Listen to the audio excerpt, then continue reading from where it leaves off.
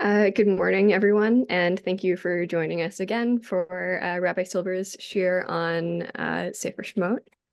I have invited everyone to join as a panelist, and I'll send out those invitations again. That's to make sure that you can unmute and ask questions when you pause for them. Also, it's nice to see your faces. And what else? In between those pauses for questions, you can put them in the chat here on Facebook Live, and I'll make sure that they get to Rabbi Silber.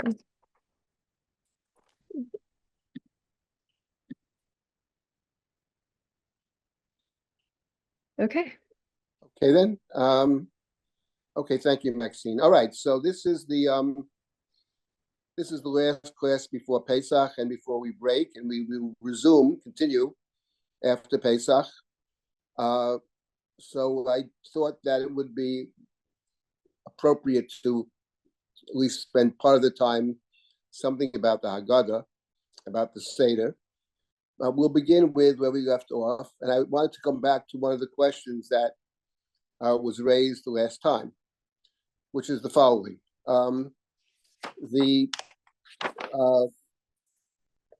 The Torah in the covenant, Brit Ben Habatarim, back in chapter 15 of Sefer Bereshit, where Avram is told about this covenant between his descendants, Avram, his descendants, and God. And the covenant is a promise of return to the land, but only after suffering, being a stranger and being oppressed and being enslaved. And the Torah says for 400 years, actually. Arba Me'ot Shana. And then the Torah also said, God says to Abraham back in chapter 15, and we recall, that you're going to die in ripe old age. The first generation shall return to the land. So first of all, there's a question, how can it be that there's 3 generations of suffering? Of course, the 4th generation returns to the land. The first 3 of the generations of suffering, but the Torah also speaks of 400 years. And it's very hard to imagine how one from 3 generations gets to 400 years. That's one question. Then there's another question, which is that in the book of Shemot, later on we'll encounter this, but I'll mention it now when I mentioned it last time, that the Torah says in chapter 12, the chapter which starts with the Korban Pesach, very central chapter, obviously. And the Torah says that the number of years that Israel was in Egypt is 430 years. So 400 might have been a round number, but the specific number that the Torah gives in chapter 12 is 430. Let me just find that verse, actually, in chapter 12. Here it is. I opened up right to the spot. It's chapter 12, verse number 40. Chapter 12, verse number 40. Moshav b'nei Yisrael asher yashvu b'Mitzrayim, 30 shana v'arba me'ot shana. V'hi miketz 30 shana v'arba me'ot shana. V'hi b'etzem hayom hazeh yatzu kol tzivot Hashem me'eretz Mitzrayim. So there the Torah makes the point of it. 430 years, on this very day, 430 years, is when the host of Israel left Egypt. So the question is, how does that square with the generations? How it squares with the 400 is less of a problem. One could make the argument that 400 is a round number. We find that in the Bible. Very often 400 is not precise. But how do you square it with the generations? And we know, actually, because the Torah tells us, and we saw this towards the end of last week when the Torah gives the genealogies of the tribes of Reuven and Shimon and focuses primarily on Levi. That we saw last week. There's a whole long genealogy of the tribe of Levi. That's in chapter 6. And we beginning in chapter 6 in the 16th verse of chapter 6, from verse 16 all the way down to certainly down through verse number 20, 27, 28, it tells us about the generations. Levi, It also tells us how many years Levi lived. Then it tells us, among others, about Kahat, the son of Levi. Then it tells us about Amram, the son of Kahat. And then Amram is the father of Moshe and Aaron. So if you count the number of years, the Torah says that the persecution began after the death of Joseph and his brothers. So after the death of Levi, so it would be Kahat is generation 1, Amram is generation 2, Moshe is generation 3. And they're going to leave Egypt, and they're not going to possess the land. Their children will possess the land. That's the 4th generation. That was the prediction back in the book of Breshit. So how in the world do you get from 3 generations 430 years? When you think about it, it's hard to imagine. In fact, this problem was raised not by us, it was raised by the rabbis of old.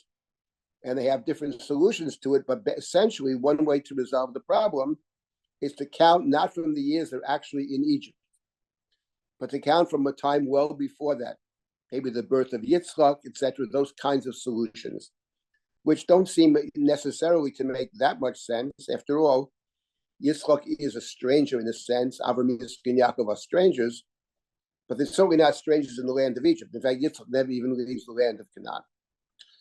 So that was the question that we raised. It's I think an obvious question. And there are different solutions offered. But I mentioned last time the solution that Kasuto offered, and I wanted to mention an alternative. How do you get to the number 430? Just to finish that thought. What Kasuto argued was the following. Now, Kasuto, in his work on Breshit, he has 2 books, actually 3 on Sefer Breshit. One from Adam to Noah, one from Noah to Abraham, and then he has a general book about Sefer Breshit. In any event, he talks, among other things, about the numbers in the beginning of Genesis. We know that in the beginning of the Torah, the people are living in many, many years, 900 years, 930 years, 960 X years, etc. And then as time goes on, the number of years diminishes. And Kasuto is interested in this kind of numerology. What is this actually about? And the claim that Kasuto makes is that the building block of the numbers in Sefer Bereshit is the number 60. Number 60 is a very important number. And 660, 600,000 comes up later in the Torah, the number of males that leave Egypt, 600,000.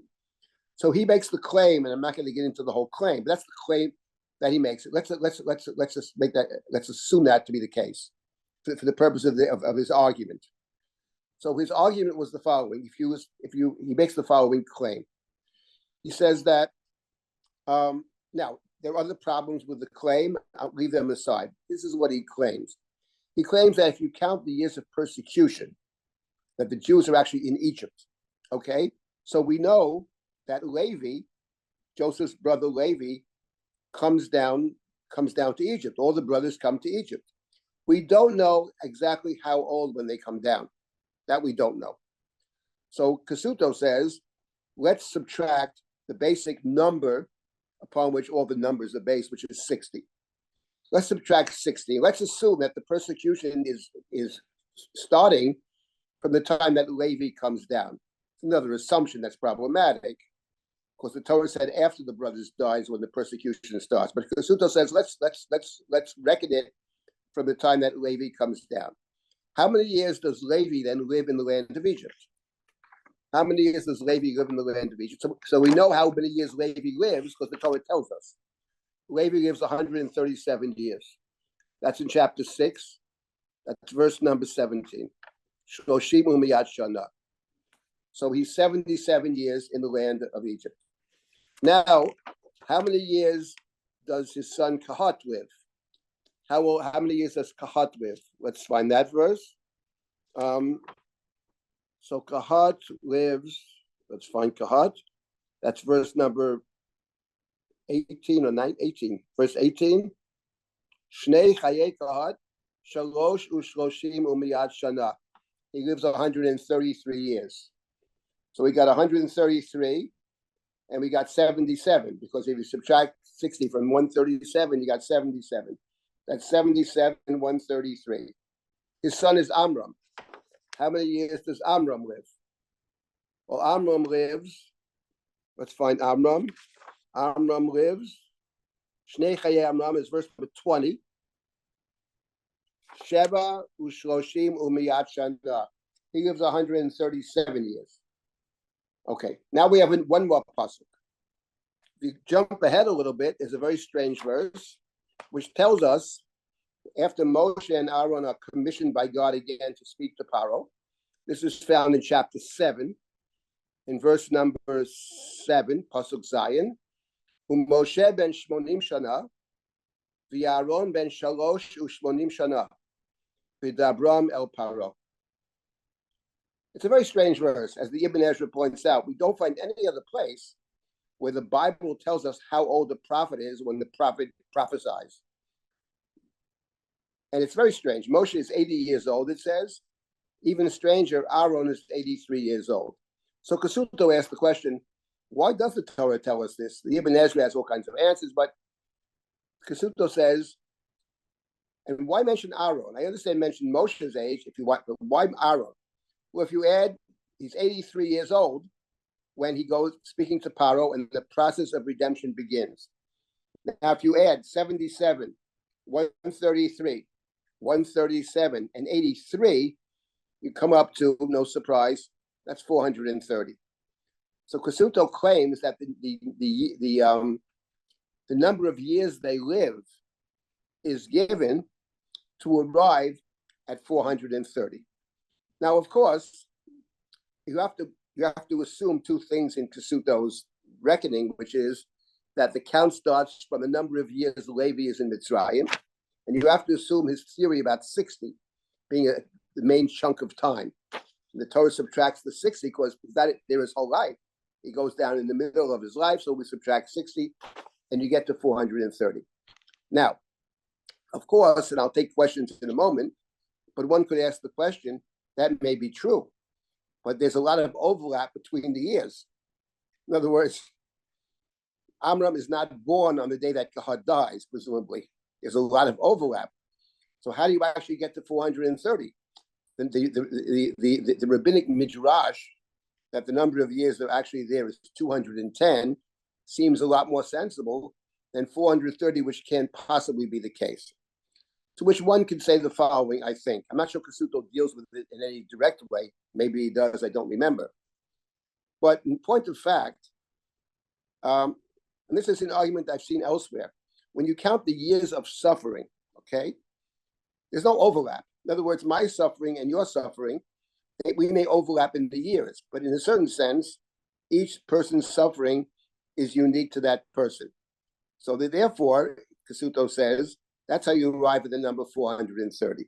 I must confess that I have some questions about it, but it is quite brilliant. And I think the positive side to Kasuto's argument, apart from the fact that the Torah gives these number of years, and only these years, the years of Levi, the years of Kahat, the years of Amram, the years of Moshe and Aaron, which is unusual in its own right.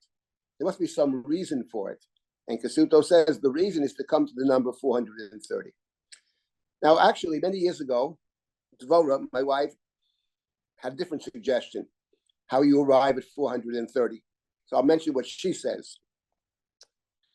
What she claimed was perhaps the number 430 is a result of the following.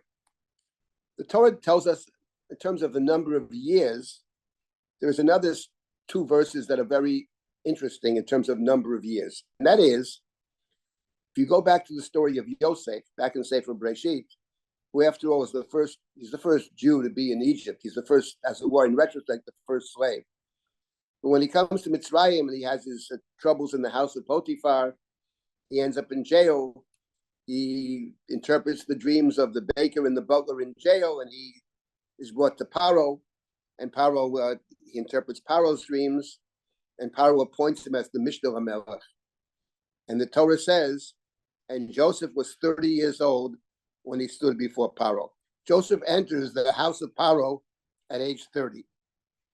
The Torah also told us how old Joseph is when he dies. It doesn't tell us anything about any of his brothers, but it tells us something about Joseph. Towards the very end of Sefer Bereshit, Joseph is 110 years old when he dies. At the time we studied that, I commented about the year 110.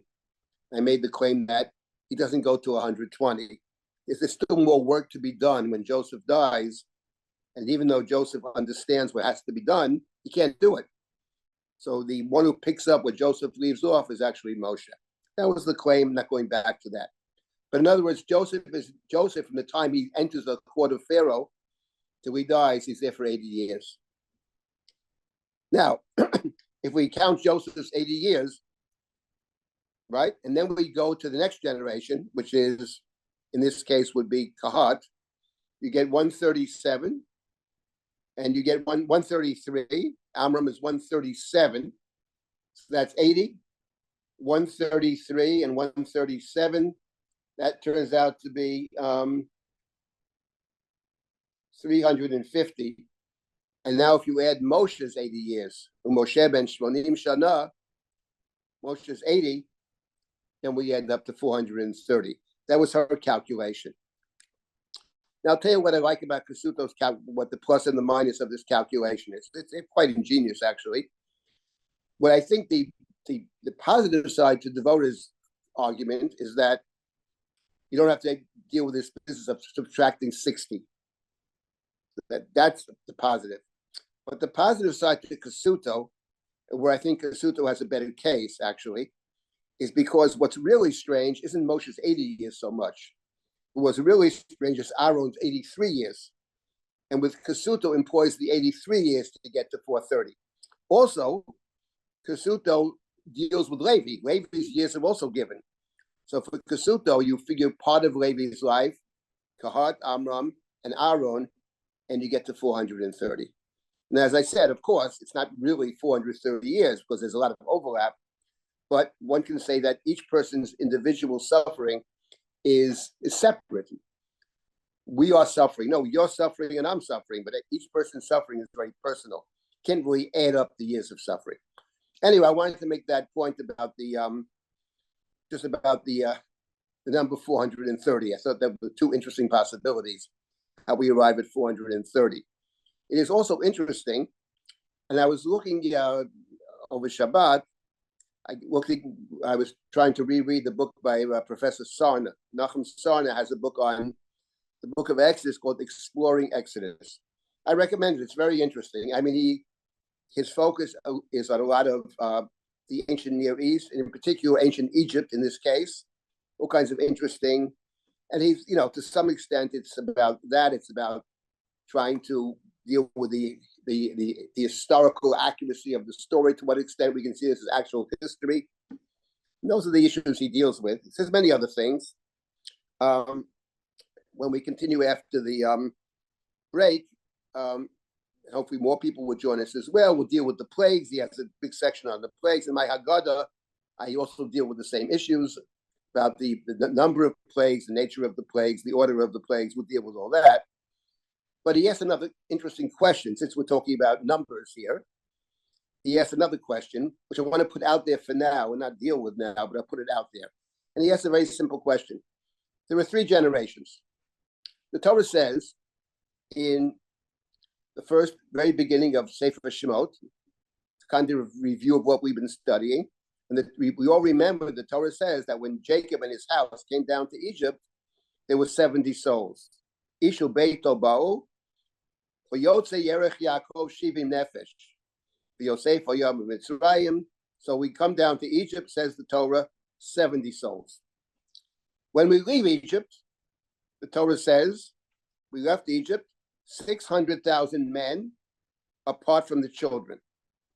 Now, if we figure, I think we have to figure this, 600,000 men, there must have been some women there as well. I would say probably around 600,000, probably an equal number of men and women, which is typical. In fact, one could even argue that more women than men, given the fact that the Pharaoh had decreed that the boys be killed, and many probably were killed. So there probably were more women than men, but let's say the equal number of women plus all the children. So what does that come to? Let's say 2 million people. Now let's assume that in the beginning of Sefer Shemot, in the Exodus account, in the beginning, 70 souls means 70 men, even though there are some women that are mentioned. But okay, let's double it. Let's even say 150. How in 3 generations do you get from 150 to 2 million? I mean, yes, the Torah speaks about an incredible birth rate, but incredible is one thing and unbelievable is something else. So how in the world can you possibly get from 150 people and 3 generations later, you got 2 million people? That's very hard to imagine. So that's what that's one of the many questions that he deals with. There are 100 other questions in terms of the number, obviously. We'll deal with that. I will say personally, it doesn't actually bother me, but we'll deal with this question about the numbers and what these numbers signify, and to what extent we take the numbers as sort of factual statements about numbers, and to what extent they are sort of symbolic numbers. In any event, that's the question. And thinking about this, though, I was thinking about Kasuters just because the number 600,000. The Torah has 2 different census: those who leave Egypt and the new generation, and the numbers are virtually identical, around 600,000. So you see, once again, Kasuta was onto something when he talks about the number 60 or the number 6 or the number 600 or 600,000. So something to think about as we move through the story. In any event, I just wanted to add that to what we had discussed last time about the number of years, and the number of years being 430. And let me stop here for a moment before we continue. And if there are any comments or questions, I'll be happy to try to address them.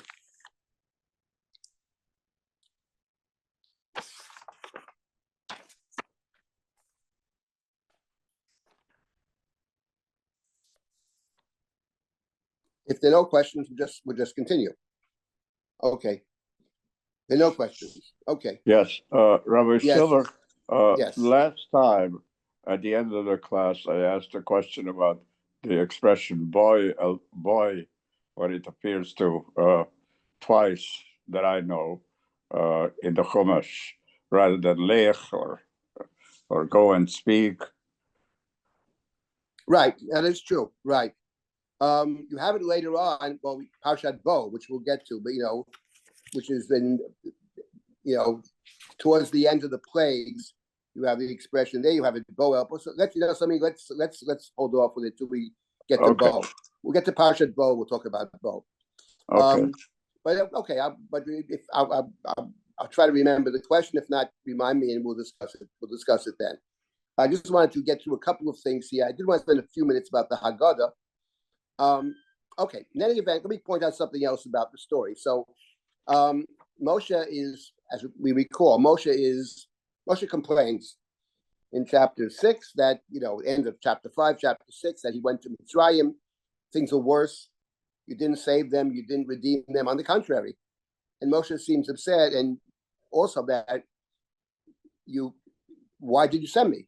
In other words, it's one thing if God has failed to do what God has promised, but you've also enmeshed me in this problem. You also have co-opted me, and I'm part of the problem. They complain to me.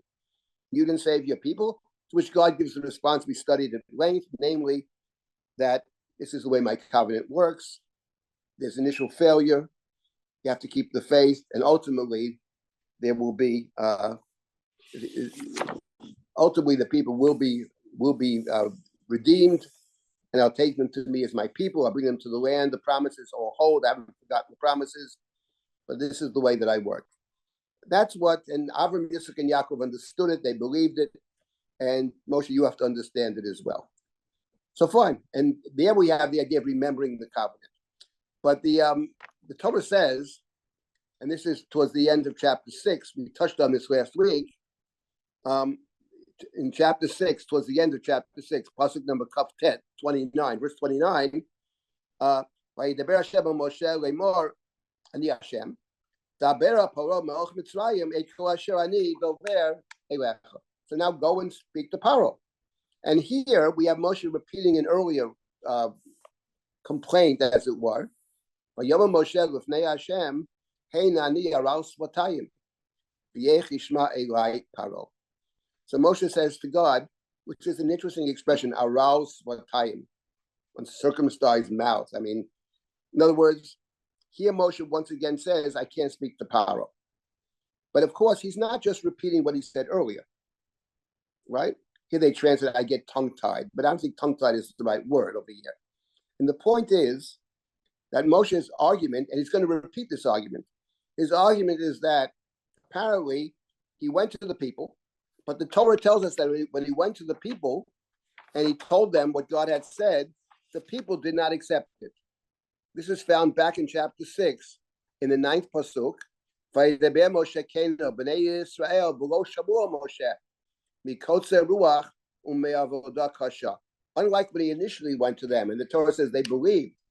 But here, after they've been beaten by Paro, they're forced to scurry around the country to try to get the straw. They can't meet the quota. Their leaders are being beaten up, which is probably part of Paro's plan to divide the Jewish people. And they were not in a place where they could hear what Moshe is saying. Moshe gives them the promise it's going to be okay in the future. They can't hear it. So Moshe's argument is what he's trying to tell the people. The people will not, right? God may have said Ani shamati, but the people can't hear it. Lo shamu Moshe. They can't hear it. They can't accept it. Shema can mean to hear. It can be to accept. They can't accept it. So now, when God says to Moshe, "Go to Paro," right? Moshe says, "How can I go to Paro?" Right? He said this actually even earlier. If we go back earlier for a moment to the 12th pasuk of this chapter, Vayidaber Moshe l'fnei Hashem lemor, Hein b'nei Yisrael lo shumu elai, v'yech yishme'eni Paro, v'ani aral svatayim. In other words, when Moshe said earlier, Moshe said to God back in verse 12, and I think he's repeating that same claim. He says, look, it's one thing when the people support me. I have their back, they think I have their back. So obviously I was able to convince them. Now I have the job of convincing Paro, which may be more difficult. But Moshe says to God, but my own people don't listen to me. It's a kind of kal v'chomer. If my own people don't listen to me, how would Paro listen to me, right? Vani aral svatayim can mean tongue-tied. I don't think it actually means tongue-tied, but it means, what standing do I have?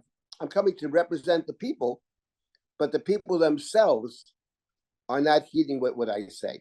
So this is different than the first time. The first time he had an argument. In general, I'm not a good talker. But this situation is different. I have no standing. And that's what he's saying over here again. He repeats this again towards the, again, when he says to God, Ani aral svatayim, I am incapable of speech. I'm incapable of speaking to Paro. That's the argument. So now God is responding to Moshe. And let's pick up the story here. Let's pick up the story with verse number 8 of chapter 7. So we'll discuss this a bit, and then I want to say a few words about the Haggadah, given the fact that this is our last class before Pesach, and given the fact they were right smack in the middle of studying the story about the Exodus. So I think it'd be appropriate to say something at least briefly about the Seder and the Haggadah. We pick up our story in the 8th pasuk of chapter 7, and again, we're going to deal with the plagues when we meet again after Pesach. It'll be a whole new story for us. But Vayomer Hashem el Moshe v'el Aaron lemor. God spoke to Moshe and Aaron. Remember that at this point, and the previous verse emphasizes this, Moshe was 80, Aaron was 83. So the Torah here, when it talks about Moshe and Aaron, Vayas Moshe v'Aaron, who Aaron and Moshe, who Moshe v'Aaron, unlike in the initial story, where Aaron seems to be, if not an afterthought, he's not the person God wants. God wants only Moshe. And Moshe negotiates, Moshe argues, and God concedes, and God gives in, okay, take Aaron as a talker. But that's not the sense one gets over here. The sense one gets over here, and from other verses in the Bible, is that Aaron is a full partner. You need them both. These are two different leaders, and two different kinds of leaders. Moshe is a person who, we see this later on, Golden Calf story, other stories. Moshe is somebody who sets a certain standard. He's less interested in what the people at present can hear. He's more interested in setting the standard. Aaron is different. Aaron deals with the people. Aaron's very attuned to what the people at this point in time can understand. But Moshe says, later with the golden calf, when Aaron says, you know the way the people are, and Moshe's answer is, I don't care where they are. You set a standard. People have to aspire to the standard. So these are two different kinds of leaders. It's not just that Aaron is a good talker. He represents for the Torah, and in general, a different model of leadership, and Moshe is a different model of leadership. So sometimes the Aaron model may be more appropriate, and sometimes the Moshe model is more appropriate. I believe you need them both. But in any event, so here we have the following. So God speaks to Moshe and Aaron. Ki daber alechem paro lemar tnu lachem mofet. When you get to Paro, Paro is going to say, give me a sign. Here they translate a marvel. In other words, the idea of a mofet, and we have this later in the Torah as well, that a prophet will sometimes give a sign or perform a miracle or a wonder to demonstrate that this person is a true prophet. When you get to Paro, he's going to say, what standing do you have? Why should I listen to you? What is special about you? Aaron,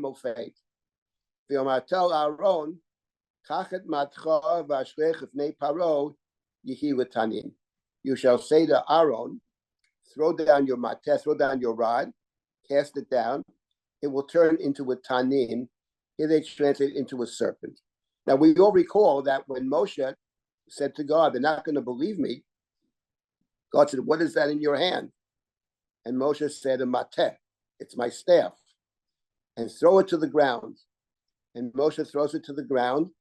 It becomes a nachash. And God says, pick it up by its tail, which is generally speaking not a good idea when you're holding snakes. But he picks it up by its tail, and it turns back into a staff. So that was Moshe's staff. That turns into a nachash. But over here, the Torah does not employ the word nachash. The Torah employs a different word, which is tanin, a serpent. Now, tanin and nachash presumably are synonyms. But it's interesting that the Torah uses tanin over here and nachash in the first instance.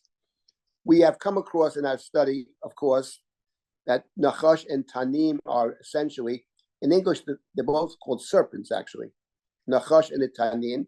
But we remember that we had tanin and nachash in the very beginning of the Torah. On the very first chapter of the Torah says, Vayivra Elohim et hataninim hagdolim. God created the great sea serpents, the great taninim. That's in chapter 1, first story of the Torah. But in the second story of the Torah, the story of the Garden of Eden, there, God's protagonist is not a tanin. God's protagonist is a nachash. But the two are actually parallel. The point being that the tanin, the great sea serpent, in chapter 1 of the Torah, is another thing that God creates. Because God is all-powerful. God creates with no opposition. And God creates with no expenditure of any kind of energy. Unlike the other myths of the ancient Near East, in the Torah story, the tanin is just something else that God creates.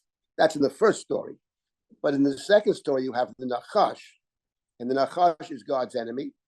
But the nachash is able, one might say, even to defeat God, to destroy God's plan of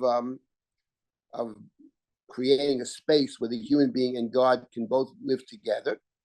And the nachash does this by attacking God at God's weakness, which is the human being created b'tselem Elohim.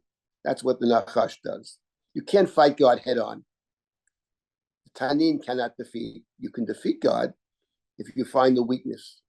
And the weakness is the human being. My point is that tanin and nachash are there employed as synonyms, but they function very differently. The nachash is the wily one who understands you attack whomever you attack at their weakest point. Now over here, it's interesting that when Moshe is by himself, the staff turns into a snake, a nachash. But here, when they go to Paro, it is a tanin. And I don't think nothing is a coincidence. But what's interesting is that later in the Tanakh, book of Yechezkel, Paro is called the great tanin, the great serpent. And the point is that the tanin apparently played a very central role in Egypt. And Paro sees himself and is described as such in the book of Yechezkel as the great serpent, the great tanin. So here the point is, here already the Torah is introducing us to a struggle between Paro and his court on one hand, and God and God's representatives on the other. In order to justify or to give them some kind of standing in Paro's court, they have to demonstrate their power over Paro, in this case, the power over the Tanin. So Aaron throws down his staff by with Tanin. It becomes a Tanin. It turns into a serpent. So that has some standing in the court of Paro. He's a magician. He's a magician. Now we continue in the Torah. Scroll down to the next pasuk. Vayikra gam Paro b'chachamim v'gam mechashvim. So now Paro called his chachamim and mechashvim. Vayasu gam heim chartumei Mitzrayim b'la'atehem kain. So Paro called, and we have three different terms: chachamim, mechashvim, and chartumim, and they were able to perform the same kind of trick, same kind of marvel. The magicians. The term "b'lahatehem" is a term that appears, as Rashi notes, in no other place. Says Rashi, it's a unique word, and some connected with the lahat hacherev, remember the beginning of the Garden of Eden, the sword held by the Kruvim, the sort of revolving sword. So whatever b'lahatehem means, Ibn Ezra talks about it. Somehow there's spells, their magic, whether they're actually performing magic or whether the hand is quicker than the eye. Something appears to be here, but it's actually someplace else. But in any event, this same magical trick that Aaron performs, but the Egyptians perform it as well. But now in the next verse, though, Vayashlichu ish mateyu ayu taninim, so their staffs turn into serpents as well. However, Vayivra matei Aaron and matotam, but Aaron's rod swallows their rod. And the point is that, so the point being that in order for Moshe and Aaron to have standing in the court of Mitzrayim, they come as magicians. This doesn't sound, when you read the first story that we studied back in chapter 3 and 4, it doesn't sound like that was God's actual plan.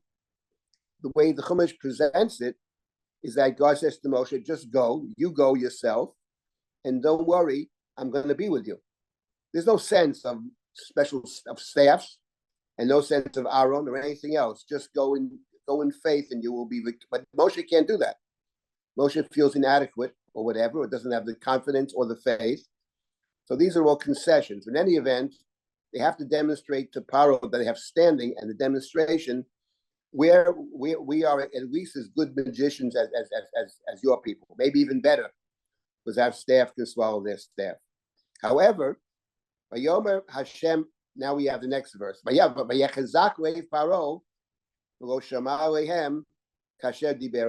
However, nonetheless, the Torah says Pharaoh's heart Vayechazak became strong. They translate stiffened. He did not heed them as God had said. In other words, the Torah reminds us that even back in chapter 4, Moshe had been told, V'lo yishma aleichem Paro. Paro will not heed you, will not accept what you say. Moshe is told that from the beginning, and here the Torah repeats it. So, of course, this is the question that is asked by all commentaries on the Torah, namely, what is going on in terms of Paro's decision not to let the Jews go? Is this Paro's free will, free choice, or is free will been taken from Paro?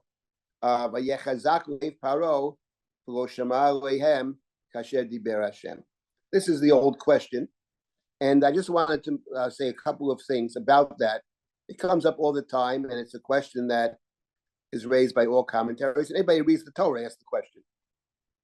Later on, you have Vayichazek Hashem and Elohim. Here it says Vayechazak Paro. Here it doesn't say that God made him do it. Here it said that God had predicted it, which is not the same. Okay, there's the question if God has foreknowledge, the people who have free will. Leave that question aside. Chumash doesn't deal with that question. The Chumash assumes that people do have free will, even if God does know what they're going to do. So that's a philosophical puzzle, but leave that out. But later on, the Chumash says, Vayichazek Hashem et Paro. Ichbadeti et libo. There the Torah speaks of God hardening Pharaoh's heart, of God causing Paro to be resolute. So how do we resolve that with, what does that mean? Paro has no choice. So this is the question asked by all the various commentaries. And the Ramban here, right on the spot, right on this verse, the Ramban tries to deal with this question. And he points out that the hardening of Paro's heart by God, the Ramban points out, and others, does not appear in the first 5 plagues. There are 10 plagues in the Chumash. And in the first 5, it never suggests that God is hardening his heart. It says that Paro hardened his heart. Paro. So not that God did it. So the Ramban makes one claim that, okay, Paro has demonstrated that under no condition is he going to give in to the request. So therefore, since there's a demonstration that he's not going to do it, at that point already, when Paro was sort of a hopeless case, then God does harden his heart in order to multiply the miracles. Because one of the goals of the plagues, perhaps the primary goal, as God says to Moshe, V'yadu Mitzrayim ki ani Hashem, they will know me. What God is interested in is that the world, the Egyptians and the Hebrews, know God. Because Paro has said, Lo yadati et Hashem, I don't know this God. So one of the goals of the plagues is that God be known. But the Ramban added, that's only later on. But Paro has already set the course. Paro is not interested in giving in to any kind of request. So at that point, and only at that point, is his heart hardened. And I would add that even in the last 5 plagues, it's not uniformly true that each time it says God hardens Pharaoh's heart, sometimes it says that Pharaoh hardened his heart, without mentioning God hardening his heart. So that's one approach. There are other approaches as well. I just want to make one point over here, and then I'll take any comments or questions. And that is, I'm not convinced that when it says that God hardens his heart, that the Chumash is presuming that to mean that he has no free will. And now I'll give you an example of this. There probably are several examples. The one is, take, for example, the story of David taking the census of the people, the last chapter of the book of Shmuel. In that story, the chapter begins by saying that God was angry with Israel. By Yosef af Hashem lacharot Israel, God was angry at Israel. By Yosef et David bahem lemar, and God incited David against them, saying, Lech manei et Israel v'et Judah, go and count Israel and Judah. By Yosef, God incited David. One gets the impression that David is an innocent victim. God is angry at Israel and incites David against them, take the census. Now, the point is, when you read that chapter, the last thing in the world that the chapter suggests is that David is an innocent victim. On the contrary, David has a deep confession. David says, it's my fault. I'm the one that did it. Why should people die? Because I sinned. However you understand the chapter, it's a very important chapter, but the point is, the fact that it says Vayosef et David doesn't apparently mean that he's completely innocent. He incited David, but the point is, David is prone to do such a thing. There's a reason David counts the people. Yes, whatever God's role over here is a good question, but I don't actually believe that necessarily when it says that God did X, it means to absolve the person doing it. However one works that out, and I believe that may be true here as well. V'yechazek Hashem et leiv Paro doesn't necessarily absolve Paro. That's the point that I'm making. In fact, I'm quite convinced that it doesn't. But in any event, whether you buy what I say or not, this is a question that has perplexed commentaries of the Torah so more than 1,000 years ago and up to today. Okay, I will just add one more point, and it's interesting to take note of here for later on, that the two different terms used over here. One is Paro's heart is hard, is strong, by yechazak, they translate stiffen, strong. And the next verse number 14, kaved leif Paro, his heart is heavy. So let's just bear that in mind for our future study. Two different words. His heart is chazak, and his heart is kaved. We'll just stop here for a moment, and we will continue. But if any comments or questions, and if not, we'll just continue. I wanted to say something about the Haggadah as well. David, could Yes. you go over the numbers according to Devorah's calculation? I get 440, not 430. 110, 37, There's 80 of Yosef. 133, and 80. I get 80, Yeah, 133, and 137. yeah. Or maybe you're And right. this 1 is- second.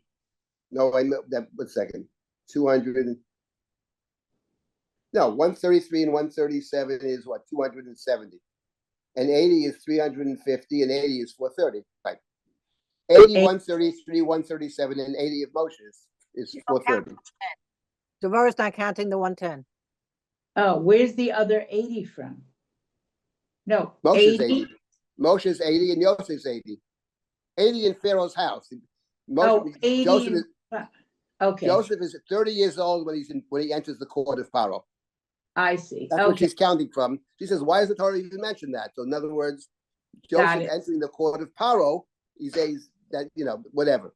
That's the claim. I mean, it's a puzzle, the 430, but that's what she claimed. I like what Kasuto says because it deals with the 83 and it deals with Levi, but you have to presume is subtracting 60. That's what you have to presume. Anyway, okay. Let me just say a couple of Okay, things more. thank you. Okay, let me say just one or two things here more, and I want to say something about the Haggadah. Let's quickly. Vayomer Hashem Moshe. We'll deal with this after Pesach. Vayomer Hashem Moshe v'Aaron lemar, ki yedaber alechem paro lemar. We did that already. 1 second. No, we're up to. Vayomer Hashem Moshe. Kavei leif Paro. Meyen v'shalach ha'am. Right. Lecha Paro baboker. Hinei yotzei ha'mayma v'nitzavto likrato al svat ha'yar. Hamata shenepach v'nachash tikach b'yodecha v'yamata love. Hashem Elohei oivrim shalachani elecha lemar shalachat ami v'yavduni b'amidbar v'shemata kol kol Hashem b'zot teda ki ani Hashem heinrechi makeb mata asher b'yodi al hamayim asher b'yaor v'ne'epchu b'dam. This is the first plague. We're going to deal with the plagues later, but I did want to say one thing about the first plague. The first plague is dam. Now we have to remember that when Moshe said to God in chapter 4, "You're not going to believe me." So God gave Moshe otot, gave Moshe signs. The first sign was the staff turning into a snake. The second sign was his hand, it turns leprous. And when he takes his hand out from his chest, his hand turns back into normal flesh. And then God said, if they don't believe those two signs, then throw some water on the ground and the water will turn to blood. So we encountered the water turning into blood back in chapter 4, which apparently had nothing to do with Paro, with Mitzrayim. It was a sign that Moshe was to employ to convince the Israelites that Moshe is God's representative.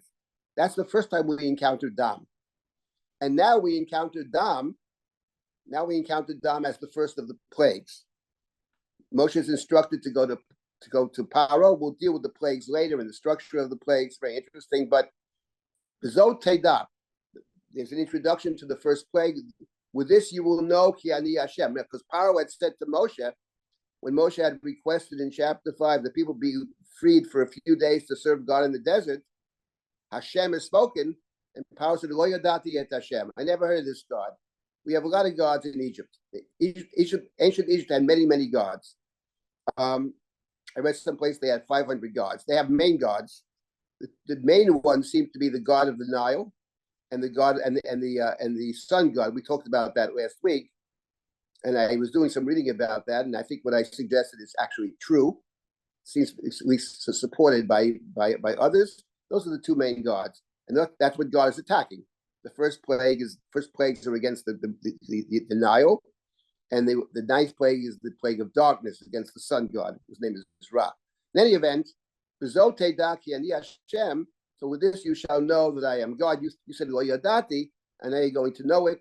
And the first plague is that the water turns into blood, and we understand that because after all, Paro had said, "Throw all the little boys into the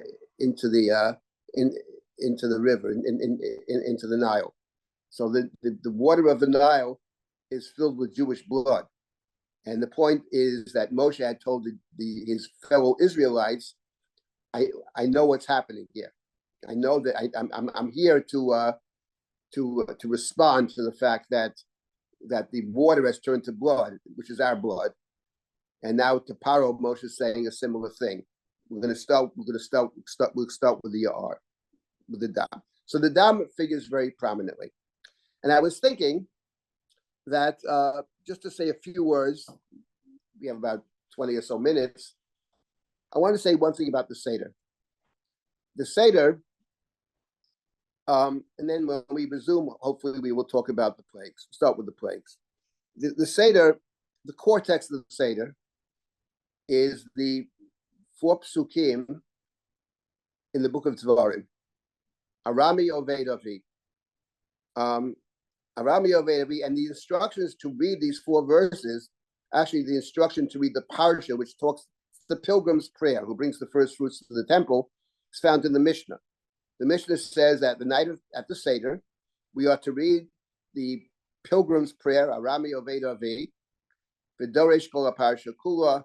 We are to engage in midrash on the entire parsha. Now, at the Seder, in the traditional Haggadah, we don't read the whole parsha, but we read 4 verses.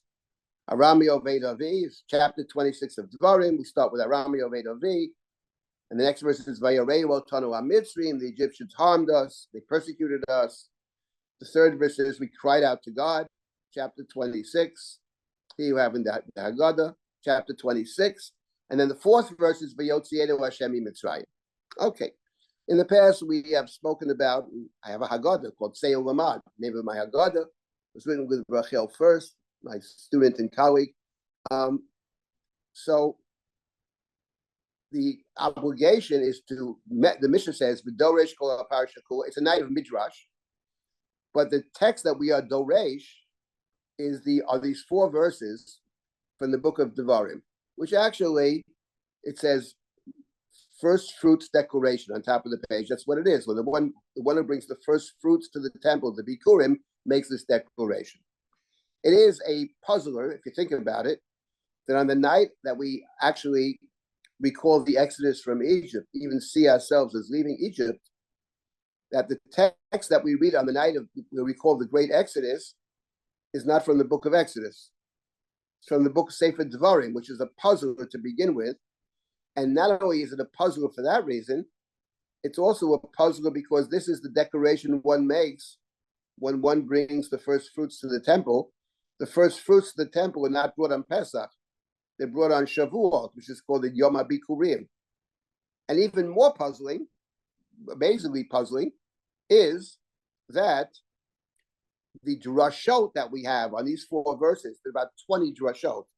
Half of them are citations from the book of Shemot, as it is written, as it is written, as it is written. And the citations are from Exodus, half of them. So it is just odd beyond belief that the text that's chosen is a text in the book of Devarim, of all things, but the proof texts are from Sefer Shemot. It sounds like a very bizarre way to tell the story of the Exodus. Why don't you just read the book of Exodus? Read the first couple of chapters or whatever excerpts from the book of Exodus. No, we're going to read Devarim, and we're going to have a midrash based on the verses in the book of Exodus, which is very strange. That's one of the things that I deal with in my commentary here, and I'm not alone in that, but it is very odd. But I maybe come back to that in a minute, but I want to say something about these various drashot. And it starts with Tzei Lamad. Go forth and learn. Learn what love on the Aramean. Let's just say one thing about the first drasha, and let's say one thing about the last drasha. The first drasha, I mean, the thing is when you read a Haggadah, and the Haggadah, the composer of the Haggadah, the Baal Haggadah we call him, no one knows who it is. Right? The most popular book that we have, maybe after the Chumash, is the Haggadah. It may even be more popular than the Chumash, and no one knows who wrote it. We don't have a clue who wrote this thing, who put it together. We know some of the sources, but we don't know who actually put it together. But it starts in the very, and you read this thing, you just think about it for a minute, it's very strange. Say Olamad, go forth and learn, Ma bikesh Lavan Harami Lasol Yaakov Avinu. Sheparlo Gazer El Hazacharim. Lavan bikesh Lakoret Takol. Shenemar Arami Ovedavi. Go forth and learn. We're sitting down at the Seder. We're going to talk about the Exodus from Egypt, the redemption from Egypt, which is the critical, probably the seminal moment in Jewish thought. Zechu Yetziat Mitzrayim. What's the first thing we say? You think Paro was bad? Lavan was much worse. What? We're not talking about Lavan. We're talking about Paro here. It's the Seder, Egypt. That's how you start. Go and study what Lavan attempted to do. Not what he did, what he tried to do. He's worse than Paro. Paro only decreed against the boys, which I don't think is the pshat. He didn't only decree against the boys. He decreed against the boys and the girls. But that's what particularly Medrash focuses. He wanted to kill the boys. Lavan would have destroyed everything. Shenemar Arami Ovedavi. So right away, when we begin this whole section of the drashot, you ask yourself the question, what is the Haggadah trying to say over here? The Haggadah clearly is connecting Lavan to Paro.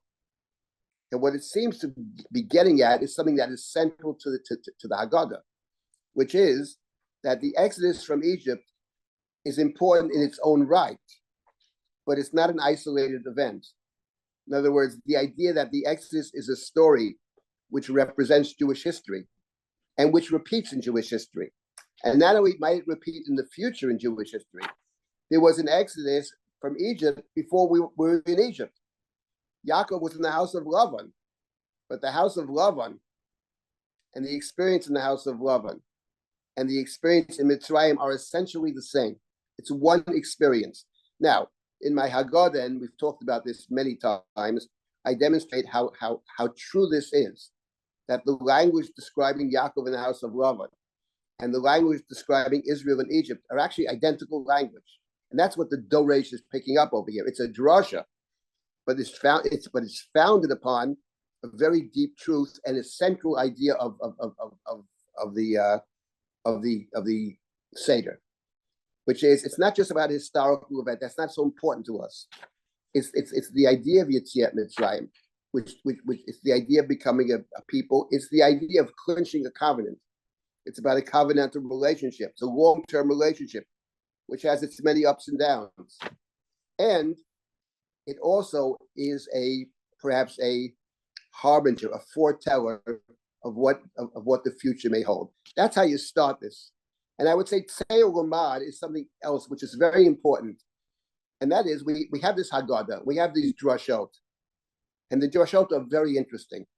And try to understand what the drush is getting at, what they're picking up on in the verse. It's not to validate the verse. Because whoever wrote this Haggadah didn't think you have to validate the book of Deuteronomy. The one who put this together did not believe that there's a difference between Deuteronomy and Exodus. Did not believe in the documentary hypothesis. It needs a validation. Oh, it's really true. It says so in Exodus. What do you mean? It says so in Deuteronomy. There's no more validity for the Baal Haggadah to Exodus than Deuteronomy. They're the same. The word of God. I'm quite sure that's what the Baal Haggadah believed. So it's not about validating. It's about interpreting. It's about interpreting one verse in light of the other. But my point here is the Haggadah presents us with a challenge. And that is, it's easy just to read the Haggadah. You sit down at the Seder, it takes time, whatever, people come together. And it's easy. Let's read the Haggadah, but that's not the intention of the Haggadah. The Haggadah is supposed to be a help. The Haggadah is supposed to be a time. The Seder is when we ask our questions. The Manishtana is questions we give to the child who doesn't have their own questions. But we're supposed to ask our own questions. And the point is the Haggadah is supposed to spur us to ask our questions. But the danger of a written text is you think you're supposed to read it. But it's not about reading it. It's about studying. That's how it starts. Say Lamad. Go forth and learn. Ask our questions. What bothers us? In addition to what to the Midrash, etc. So that's really the challenge the Haggadah presents to us. But the idea of Say Lamad, study it. Look at these verses. What is problematic about the verses? When you look at this, what is problematic? And then the Haggadah tries to resolve certain problems. We have our own questions, all kinds of questions. And at the Seder, I think they're all the questions are good. They get us to think. They get us to think. Even at the Seder, I would say even the child who's called a Rasha, a wicked child. I don't like that description, but it's important to know the wicked child may be told off, but the wicked child is actually at the Seder. Keneged Arba Banim Dibra Torah. It's not there are 3 children, there are 4. The 4th one is challenging, he's maybe insolent, but the child is there. Anyway, there's so much more to say here. But in any event, the point of Mabike Shlovan Harami means in order to understand Yetziat Mitzrayim, you have to understand Yaakov and the house of Lavan, because they're very similar stories. They're different foci, etc., but they're similar stories. That's how you begin this core key section of the drasha of the Arami of Edovi. That's the first drasha. What is the last drasha? What is the last drasha? The first drasha is Arami Oved Avi, which probably means my father was a wandering Aramean. But the Medrash reads the verses. The Aramean tried to destroy my father. That's the Drush. Lavan, the Arami, tried to destroy my father. Probably the more plausible reading of the text is my father was a wandering Aramean. My father Jacob, maybe Abraham, came from Aram. Jacob lived in the house of the Aramean. But the drush is the Aramean tried to destroy my father. That's the first drasha. What is the last drasha? So I want to take just a couple of minutes to talk about the last drasha. Scroll all the way down. Got to scroll down, way down. No, you're still in the first verse. Go down. Go a few more pages. More. Oh, 1 second. More. A little more.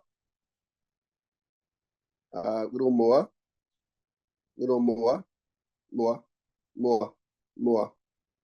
Now stop. Back up a second. Yes, that's it, right there. Right. Now that you pass it, up. Stop.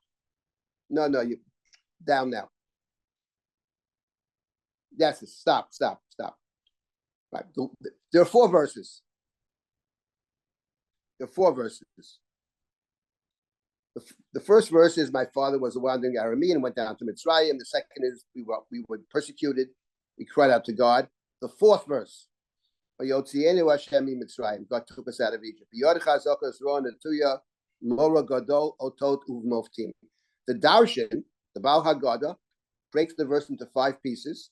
On each piece, the Haggadah says something. What is the difference between this, that? The last drasha of the 4 verses, the last drasha, uva moftim, and with wonders. God took us out with moftim, with wonders. That's what the verse says. The last word of the 4th verse. Comments the Haggadah, uva moftim zehadam. This is the blood. Kamosha Nemar, as it is written. And we cite a verse from the book of Yoel, chapter 3, verse 3. V'natati moftim b'shamayim u'va'aretz. I will place my wonders in the sky. Scroll down a little bit. Yeah. Dam va'esh v'timrot Hashem. Blood and fire and pillars of smoke. This is the last drasha that we have in Arami Oved Avi. And now the question is, what does that mean? God took us out of Egypt in moftim, with wonders, with miracles, and we cite the verse from the book of Yoel, book of Joel, prophet Joel, chapter 3, verse number 3. So what is the reference? I mention this because we were talking about Dam. And what do you know? The last drasha is about Dam. So I was looking and see what other people say. And when we wrote the Haggadah, yes, it's been about 12, 13, 14 years ago. Hard to believe such a long time ago. But in any event, so then I did a lot of research, and most of them assume that Dam refers to the first plague. The first plague was the plague of Dam. And I wrote, and I believe till this day, haven't changed my mind, that can't possibly be right. Sure, that's not right. For the following reason. Because earlier, B'yad Chazaka Uvizroa Netuya, in the same verse, the Haggadah says, B'yad Chazaka Zoa Dever. That's the plague of Dever, pestilence. Uvizroa Netuya Zacherev. That's the sword. So Dever, Dever is the fifth plague. So in other words, the point of the Haggadah is interpreting Yad Chazaka and Zroa Netuya, that Yad Chazaka refers to the fifth plague, and Zroa Netuya refers to the 10th plague. But Moshe had said to Paro, let us go, Pen Yifkaenu Badever or Bacherev. In other words, Dever and Cherev represent the 10 plagues. So the plagues have already been mentioned.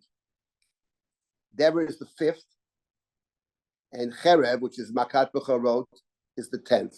So it will be exceedingly strange if the Haggadah, having referenced the 10 plagues in the beginning of the verse, ends up with the plague of Dam. So therefore, I have a different suggestion, and that is that Dam does not refer to the plague of Dam at all. It doesn't refer to the Dam that Moshe performed that miracle before the Israelites to demonstrate he's a true prophet, and it doesn't refer to the Dam, which is the first plague against Mitzrayim. The Dam here refers to a different Dam, and the Dam here refers to the blood that was placed on the doorpost and the lintel when God passed through Egypt on that night, and the Israelites were instructed in chapter 12 in the Korban Pesach, that critical moment. Korban Pesach is the critical moment. So I spoke about last week at the Rappaport lecture, and that's the critical moment. That's what Israel has to do before they can leave. And putting the blood on the doorposts is a way it's a way, or really two different things. It's a way of bringing a sacrifice, which is a substitute for the people in the house. Instead of God slaying someone in the house, God accepts the sacrificial offering. That's what sacrifice is. But on top of that, it's something else. It's a way of marking off the house. Yes, you may be in Mitzrayim, but even in Mitzrayim, you can create your own sacred space. That's the Dam. And here, the pasuk that's referenced is the pasuk in Yoel chapter 3. So here's an interesting point about Medrash in general. Midrashim often quote a verse or pieces of a verse. In this case, 3 words, or they quote the verse in Yoel chapter 3, verse 3. But when you're studying Medrash, you can't confine yourself to the verse that's cited. Because when you're studying Medrash, they're not just quoting a verse necessarily. They may be quoting a section. From that section, they choose a particular verse. In this case, the verse that has the word Dam. But the point is not just about the word Dam. What they're really saying is this drasha, in order to understand the drasha, what you have to look at the larger context. So let me read to you the larger context of the verse from Yoel, and we'll stop with this, and we'll hopefully reconvene after Pesach. This is Yoel. Yoel speaks of a plague that will affect the people, a terrible plague that will affect the people, very reminiscent of the plagues of Mitzrayim. That's where the book of Yoel begins. And then Yoel speaks about God somehow, about some kind of future redemption. Tikul Shofar B'Tzion in chapter 2. It's one of the Haftarot, actually. And then it talks about God looking favorably upon the land. That's the end of the book of Joel, end of chapter 2. And then we read chapter 3. Chapter 3. Here we go.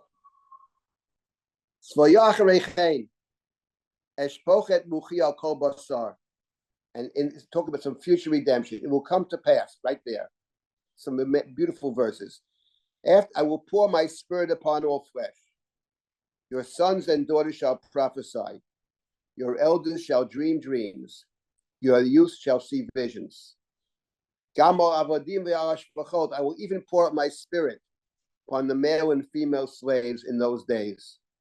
V'notati moftim b'shamayim uva'aretz, dam va'esh v'timrot hashan.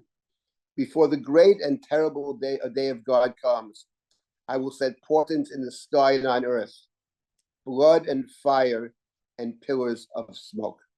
When you read this verse, right, the sun shall turn to darkness, the moon into blood.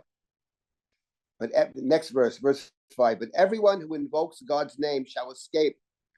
So there shall be a remnant on Mount Zion and in Jerusalem, as God promised. Anyone who invokes God will be among the survivors. What is being described over here? What's being described is a future redemption. God will appear throughout the land. There'll blood and fire and pillars of smoke, portents in the sky. The sun shall turn to darkness, the moon into blood. Solar and lunar eclipse, right? The moon turning into, lunar eclipse, the moon turns into blood. The sun shall turn into darkness. However, but some shall escape. How do you escape? You escape by fleeing to the sacred place. There will be a remnant on Mount Zion in Jerusalem, as God promised. Anyone who invokes God will be among the survivors. This is exactly the story for the Baal Haggadah of Yetziat Mitzrayim. It's exactly the story. God will appear in the land at midnight on that night, and the avenging and destroying angel will circulate throughout the land. But those houses that have been set up as sacred spaces, the houses that have the sacrificial blood on the house, those houses will be spared. This is the last drasha of the Arami Oved Avi. And what is the point? The point is, if we said that in the first drasha, see what happened in the house of Lavan, that Jacob, our father, Jacob in the house of the Aramean, he experienced Yetziat Mitzrayim. His experience was that the same experience of those who were in Mitzrayim and redeemed from Egypt. That's the first drasha. And the last drasha is saying something different, that we study the story of the Exodus, because the story of the Exodus is a paradigm that in the future, ultimate redemption, as the book of Yoel suggests, there will be a great judgment in the future. But the way to escape the wrath of God, the way to escape that terrible judgment, is to flee to the sacred spaces, is to find the sacred spaces. In the verses in Yoel, it's Zion, it's Jerusalem, it's the temple. In the story of Yetziat Mitzrayim, it's the individual house, it's the bayit which has the blood. So the point is, over moftim zeh hadam, is not but the word dam, but what the Medrash says is, you understand it when you open up the book of Yoel and you understand something about what happened in Mitzrayim, not the plague of dam, but the dam on the doorpost, the dam which sets aside that space. It makes it a safe space. It makes it a space where you can survive even in the midst of Mitzrayim. And that experience of being in Mitzrayim, Korban Pesach, the dam on the lintel and the doorpost, that is foreshadows a kind of future day in which those who occupy the sacred space will not only survive, but if you read the larger story, in those days, the men and the women and even the slaves will prophesy.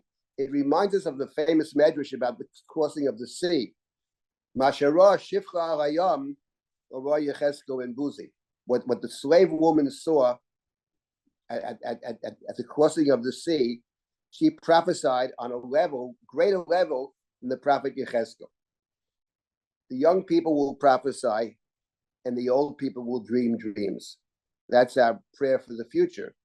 And the story of the Exodus, when we read the story of the Exodus in Jewish history, it's not just about the suffering that from time to time we have endured, but it's also about a promise, a way to not just survive, but to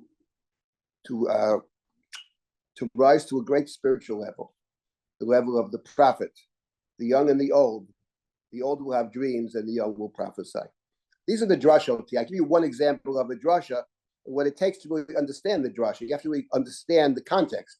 It's not a word. It's not what it's about. And that's the dam of the Korban Pesach. Wish everybody a Chag Kasher v'Sameach. Look forward to learning with you in the future. Okay. Thank you all. Thank you. Thank you. Chag Kasher Sameach. Chag Kasher B'Sameach.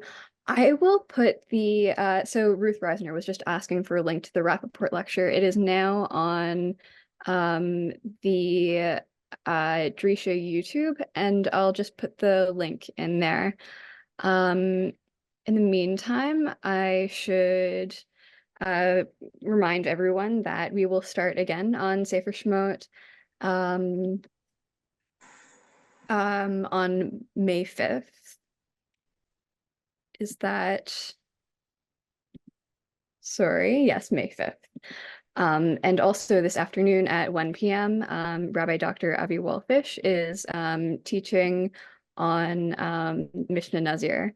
And that's, of course, for the Mishnah Yomit program. But, you know, it's a wonderful opportunity to learn Mishnah. So even if you have not been following along, maybe it will inspire you to do so. Sorry, just hold on 1 second. And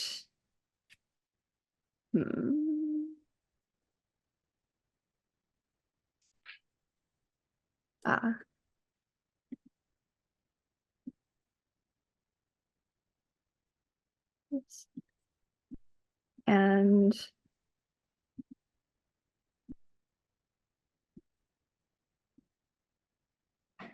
okay, and the link to last week's Rappaport lecture is in the chat. Okay, thank you, Rabbi Silber, and thank you everyone for joining us, and have a Chag Kasher V'Sameach, and looking forward to seeing you afterward. Thank you.